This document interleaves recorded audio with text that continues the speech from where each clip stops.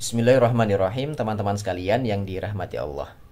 Pada video kali ini kita akan membahas ahli waris dari unsur anak.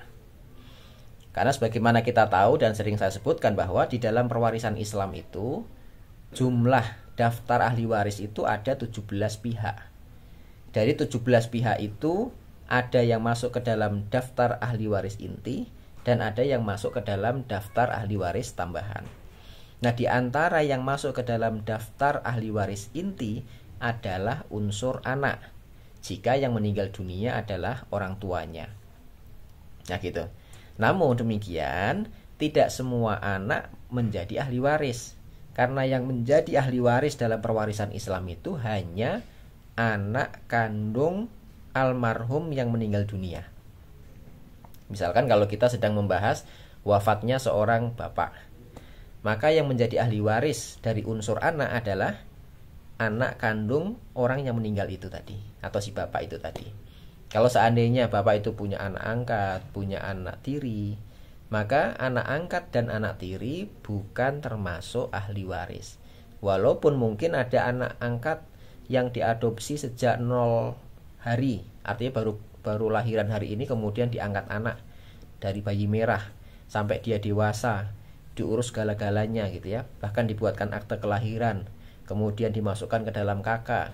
Bahkan secara diam-diam si bapak ini memberikan nama kepada anaknya dengan bin Fulan, padahal bukan anaknya. Misalkan ada ayah angkat namanya Ahmad, kemudian anak angkat ini diberi nama Hamzah bin Ahmad misalkan gitu. Sekalipun itu sampai pada tahap itu, kalau namanya bukan anak kandung, maka dia bukan ahli waris, gitu ya. Nah, terus bagaimana kalau ada ayah angkat atau orang tua angkat yang sayang banget dengan anaknya, dengan anak angkatnya itu? Ya silahkan saja, tidak apa-apa. Namanya sayang itu kan nggak bisa dibatasi. Gitu. Namun kalau pembahasannya adalah waris, maka anak angkat bukan ahli waris. Tapi kalau ayah angkatnya ingin memberikan sesuatu, sebaiknya berikan sebelum orang tua angkat itu meninggal dunia. Misalkan sudah mulai sepuh, sudah mulai tua, atau bahkan sakit-sakitan, tuh anak angkatnya dipanggil, nih bagian kamu, atau ini saya hibahkan harta saya sebagiannya untuk kamu gitu.